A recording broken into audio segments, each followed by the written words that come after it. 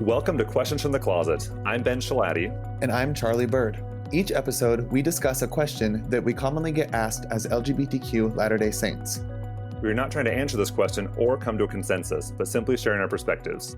Today's question is, how do I reconcile my patriarchal blessing? So Ben and I are not terribly diverse, and we share many opinions and life experiences. For example, both of us love smoothies, and Jamba Juice is our favorite place to get one. However, there are some pretty big differences. For example, Charlie's go-to order is apples and greens, and I always get Mega Mango. And I got to say, when I lived in Bellevue, Washington, when I was teaching middle school there 10 years ago, I would drive by 2 Jamba Juices on my way home, and I would often have the strength to not stop at the first one, and then I would stop at the second one. I got like 3 Jamba Juices every week. Well, and especially if it's Thirsty Thursday, what can you do? I know. Charlie, what size do you usually get? I usually go medium, but I've been known to do the large. Yeah. I also like the orange carrot karma. Okay. That's pretty good. So I did not like that one. I have a friend when I was living in Tucson, and she loved it when we would go to Jamba Juice together regularly. And so she told me I had to try it. We went like 4 times, and the juicer was broken. And then finally it wasn't. And I ordered it. I was like, all that hype for this thing? I don't think carrots should be drunk. They should be eaten.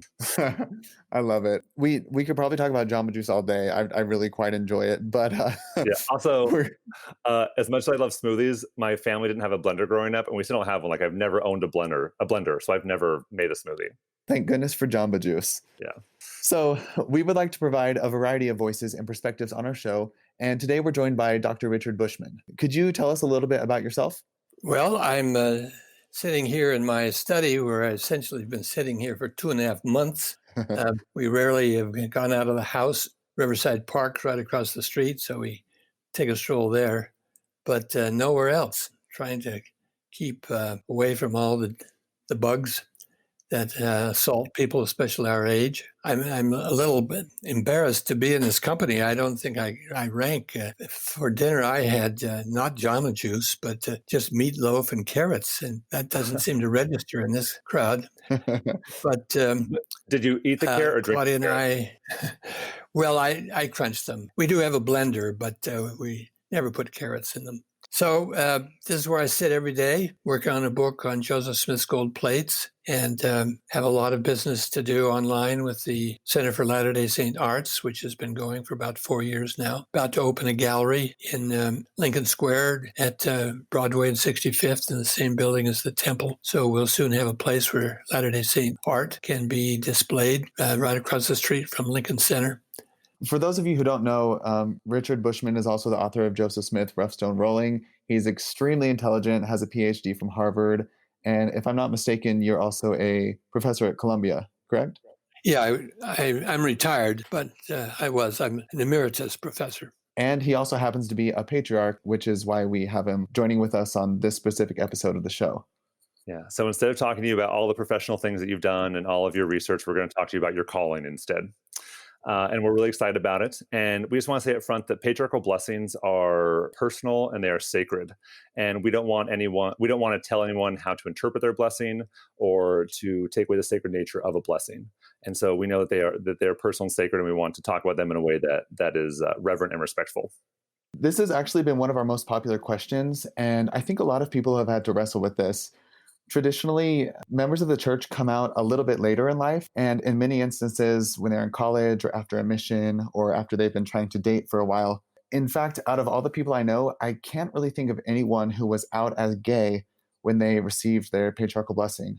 So yeah, this has been a really popular question, and I'm really excited to hear your insight and kind of share some of our stories as we spend this time together. Well, it's a big problem, and you hit the nail right on the head. Of course, it's a problem for all kinds of people. I think in New York, along with the problem the gays have, they're all the men and women who were promised they would be married, and at age 35, they're not married, and they're beginning to wonder, did I do something wrong? Can I trust my blessing? So it's an existential question. Definitely. Richard, could you just explain to the listeners what a patriarchal blessing is? Well, it goes way back into the 1830s.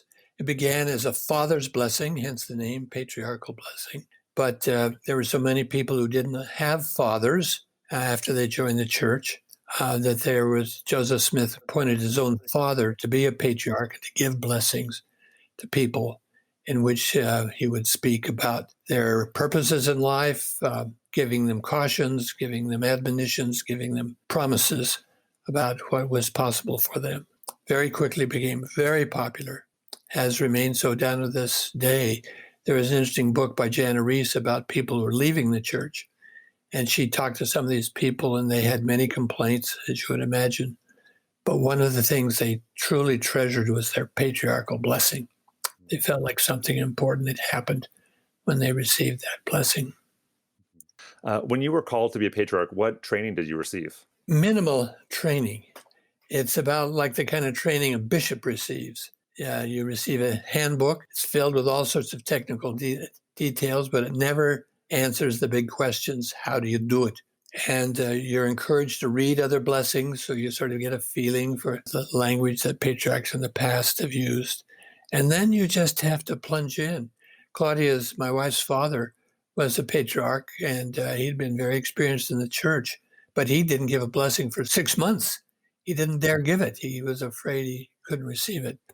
But the fact of the matter is, lots of men, and it is a man's job, receive training. They receive it as bishops and stake presidents and counselors when they set people apart.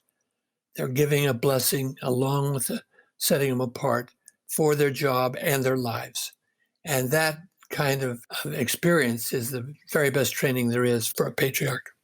So just giving blessings throughout your life and leadership callings, that prepares you to know how to give a patriarchal blessing. Yeah, you learn the art of sort of listening to yourself, trying to find the good spots in what you really want to say to the person.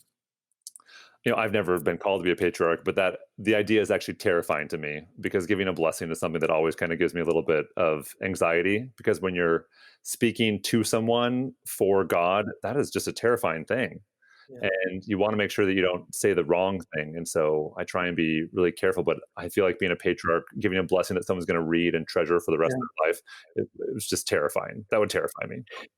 There's a huge amount of trust that's involved in this. People come to you, they sit across you at the table, they really want a blessing. They usually come when they have some need, and they're calling upon you, give me the words I can live by. At the same time, you have to trust yourself, because being aware of that huge responsibility, how dare you open your mouth and squeak a word? But you have to say, I just have to say it and believe that God will be with me when I speak. So a lot of the people who have come to us and sent us emails are gay members of the church who have come out after they received their patriarchal blessing. And they're feeling some friction or some conflict there, because in this blessing, which traditionally these blessings are guidance and direction and like promises from the Lord, and their blessing will say that they'll be married in the temple and have children and raise a traditional family. And then later they kind of recognize that they're gay and start to come to grips with that. And there's some dissonance there. Well, at least for me, that's kind of mostly what I would like to talk about today, because I think that's a question that a lot of people have. And it's actually a question that I was working through for a while as well. Mm-hmm. Well, as I suggested at the beginning, it's one critical example of a problem that a lot of people share. One time I had to leave the sacrament meeting to go down to give a blessing. As I was leaving, a young woman, I guess she was in her mid-30s, came up and said, Patriarch Bushman, you gave me a blessing 15 years ago, and you promised me I'd be married. She says, I'm now 37, and I'm not married. Can you tell me what's happening? And this began to wear on me, so much so that for a time I was paralyzed. I didn't dare speak about marriage at all in the blessing to anybody, for fear they wouldn't get married or they were actually gay or whatever. And I really was tongue-tied. And I have a stake president who comes around to see me a lot and to talk about blessings. He reads them all, every word. And he said, how come you're not talking about marriage? And I said, I can't. I'm afraid I will make a promise that will not be fulfilled. I just don't know what to do. And so, for a matter of months, I was really stuck with this problem. Yet I knew there were people who would marry, and marriage would be a big part of their lives, and I should speak about that. So once again, it came a matter of trusting myself. I just had to what you do when you give a blessing, you have all sorts of things sort of flowing through your minds, and you gravitate to the ones that seem right. I seem drawn to the matter of marriage. I just say it and take the consequences. So I'm speaking from my point of view. You're speaking from your point of view. What do you do as a recipient of a blessing that promises you marriage with a beautiful girl God has preserved for you, and you'll have all Yeah. sorts of kids, and your life ends up going in another direction? For a lot of time, I felt like accepting my orientation was synonymous with giving up in the gospel. There was tension there because it made me feel like accepting who I am, which is something that's helped me grow spiritually and brought me so much closer to God, was also like in conflict with blessings promised in my patriarchal blessing. And it made me question, like, oh wait, am I on the right path for my life now that I'm openly gay and not seeking relationships with women because my patriarchal blessing says a little bit differently. And honestly, if I can just share a personal experience real quick, I remember when I received my patriarchal blessing, I was actually kind of disappointed because it was very confusing. And I read it once I got the typed version, and I was like, none of this seems right for my life at all. There were a couple things I was like, I like that, I like this, but the rest of this, I have no idea what it's talking about. I served my mission, came home, was kind of growing into myself and being more honest about my attraction to men. And I came out as gay. And honestly, for 4 years, I did not read my patriarchal blessing because of this very matter. It just really stressed me out thinking about, well, what if I'm on the wrong path? Why does it talk about marriage to a woman? And it really confused me. So I just didn't look at it. It was just too painful. And I just shelved it for a long time. And this was actually a very recent experience, maybe 2, maybe 3 months ago. I decided that I would read my patriarchal blessing. So I did. I took it out and I went through it. And the first thing I noticed was that the way I had interpreted the line that I thought was about me being married to a woman and having kids in the temple actually wasn't that cut and dried at all. And it was just kind of the way I was interpreting it because of, how I viewed the gospel and how I viewed patriarchal blessings. Mm-hmm. And back in the day when I got the blessing, I was so hoping that it would say that because deep down I knew I was gay. And I was kind of hoping that my patriarchal blessing would give me a little bit extra push to try to make it work with a girl. And so it was really interesting to see looking back that that's not even really what it says. And I was kind of stressing out for 4 years for nothing. But also, it was incredible to see that all of the stuff that I was confused by is now very, very incredibly relevant to who I am now and what I'm doing, being openly gay and trying to hold on to my faith. So, all of this counsel and guidance I received that I pretty much disregarded when I was in the closet, now that I'm out and kind of have a bigger picture of who I am and where God needs me to fit in his earthly kingdom, that information and those blessings are so relevant and valuable to me. That's immensely useful. That's a fabulous story. I hope you get that into your book somewhere somehow. Oh, the book's done. Yeah, It's not there. Maybe I'll write yeah. a new book. But let me ask you this about that. Here are all these words which you had read marriage into. Mhm. Now you're reading something else into them. Do you feel like you're being true to those words? Are you really giving them a totally new meaning? How much sort of wrestling do you have to do to get those words to work for you?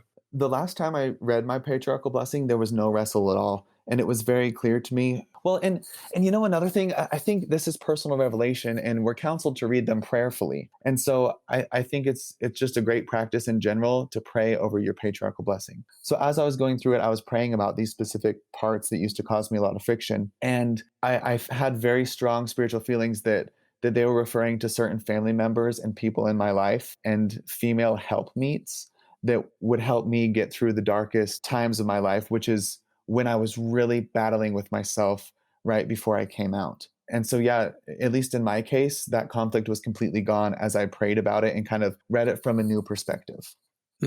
That's wonderful. Have you met others who have had any experiences like that? Honestly, no. I think it's probably just because we don't really typically Talk. share our patriarchal blessings. Yeah, It's usually yeah. personal. Well, I frequently will tell people only half of the inspiration comes at the point when the blessing is given, because the patriarch is only given words. He just says the words, but it's the person who has to find out what those words mean in actual life.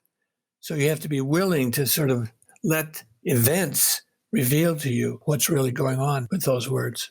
Yeah. Interestingly, my story is different from Charlie's, but my patriarchal blessing doesn't say I'm going to get married, although I did read that into it. But it does talk about the time when I'll be searching for a companion, and there's a line there that has really been what has guided me for the last 10 years. It says to find someone who I can love, who will love me in return. And That's good. yeah, I mean, that's good advice for anybody. But I remember the last girl I tried to date, last woman I tried to date, and we finally broke up. I just realized I didn't love her. Like I was trying to put something there that wasn't there. Mm-hmm. And so I've really never been in that situation where I love someone who loved me back, Yeah. who I was. So love is a good word. Love, you know what that means. That's very helpful to me. Richard, would knowing someone was gay when you give them the blessing change the way you talked about marriage? Well, I think it would certainly have an effect if I knew the person was gay. But I would hope that I would be able to listen to the language that's given to me. Sometimes it's harder to give a blessing to someone you know well than to a complete stranger, as you try to sort of shape your blessing to what you think that person is or should be. I think the fact is I would use different language if I knew the person was gay, but I hope that it would not lead me away from the inspired words. It's just so important to listen to your inspiration. And Richard, this might be a hard question to answer, but can you help us understand, like, what does it feel like to have that inspiration? Like, are you getting words? Are they just like feel like, could you help us understand what that feels like when you're giving a blessing? Well, I'll tell you a story. When I was first made patriarch, I'm a writer, so I always edit my writing. And when I was first made patriarch, I would try to edit my writing as I was speaking it. Something would come to me and then I would begin to reshape it or have reservations and I wouldn't say it. And General Authority, Elder Kikuchi, came to visit us once and talked to the 2 or 3 patriarchs in our area. And he says, the brethren have one thing to tell you: give voice to the spirit of prophecy. And so I realized that I just have to learn to listen to that voice and just let it go.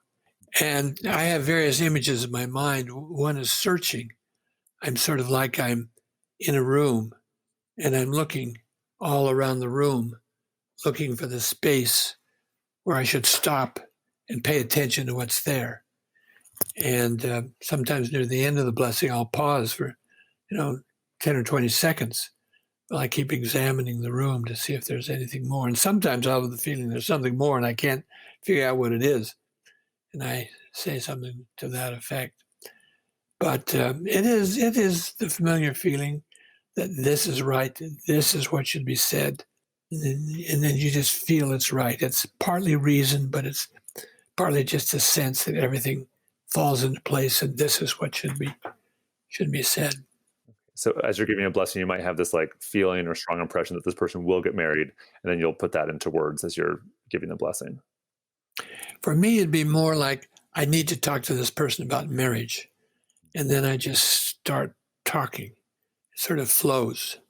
Once I get into the subject, then the stream starts and I just say whatever words come. There's an experience I had that I wonder if you've had a similar experience where I was giving a good friend a blessing and I felt prompted to say something 3 times and I didn't do it. I hesitated and I didn't do it. And then as soon as the blessing was over, I told this friend that thing that I had been prompted to say and didn't say. And are there ever times when you feel like you should say something and then you just like hesitate and can't or don't?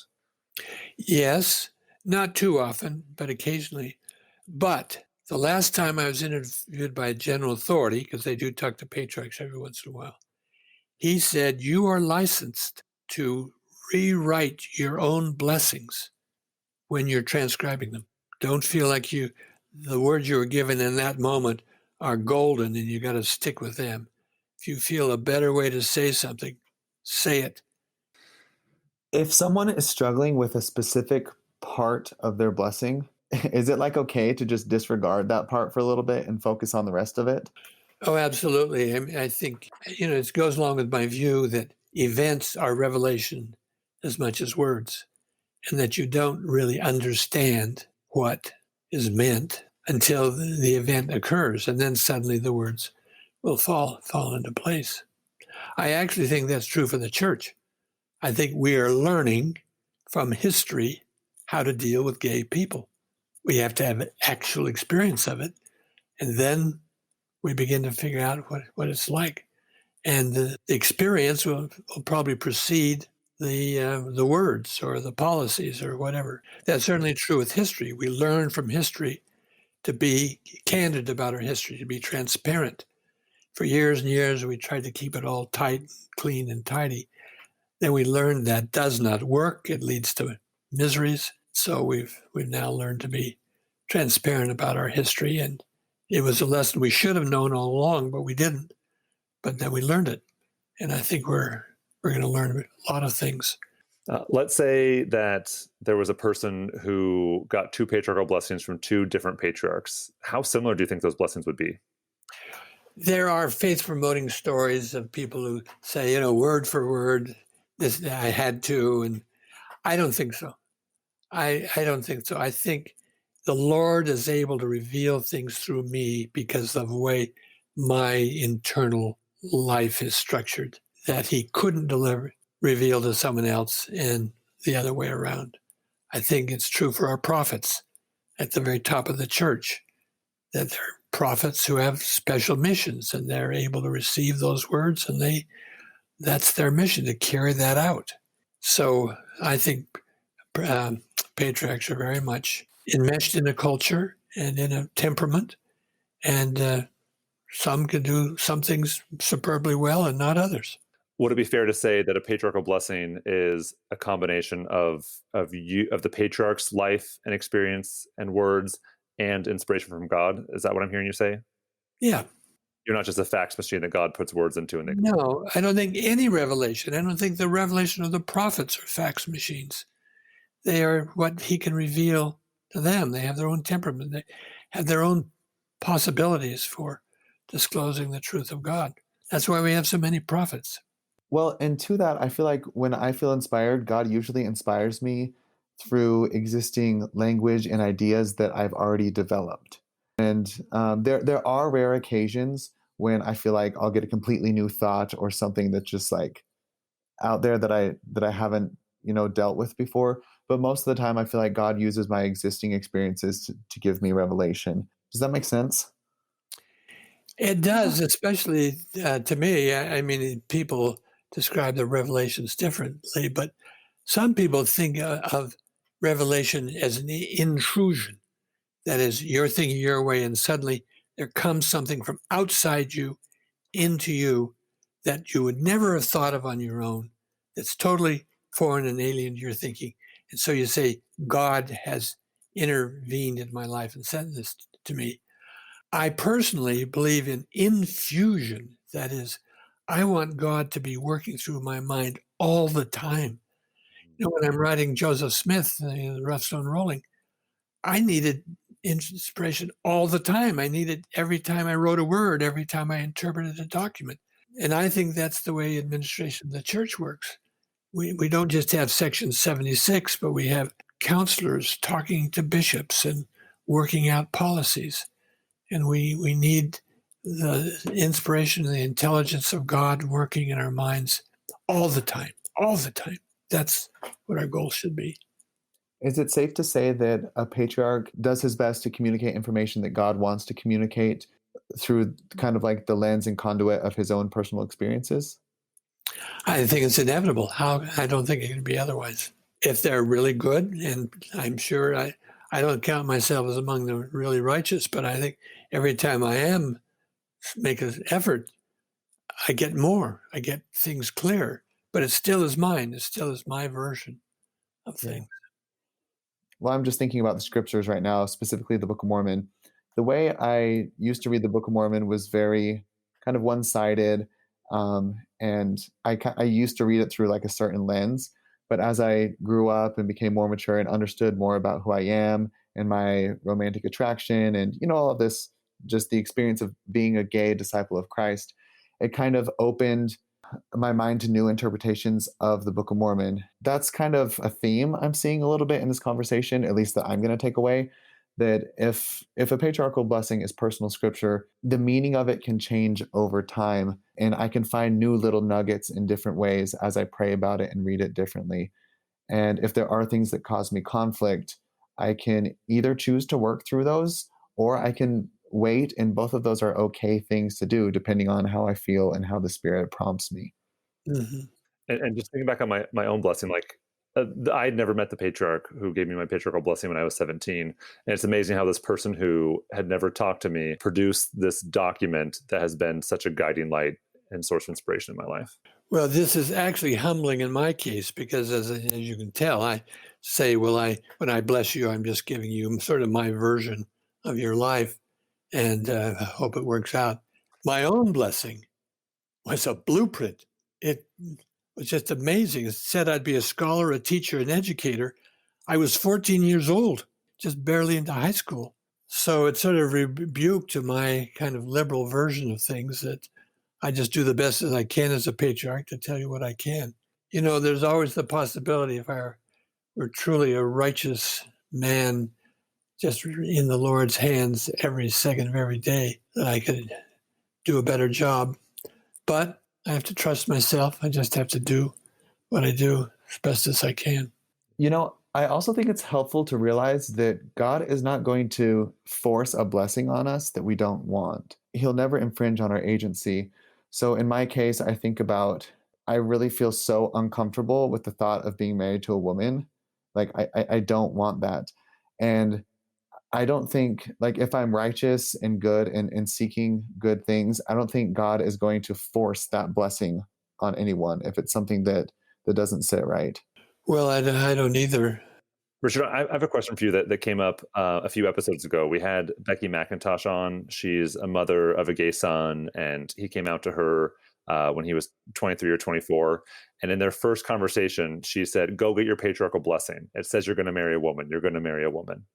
What would you say to like a mom who says, my child's blessing says that they're going to have this future?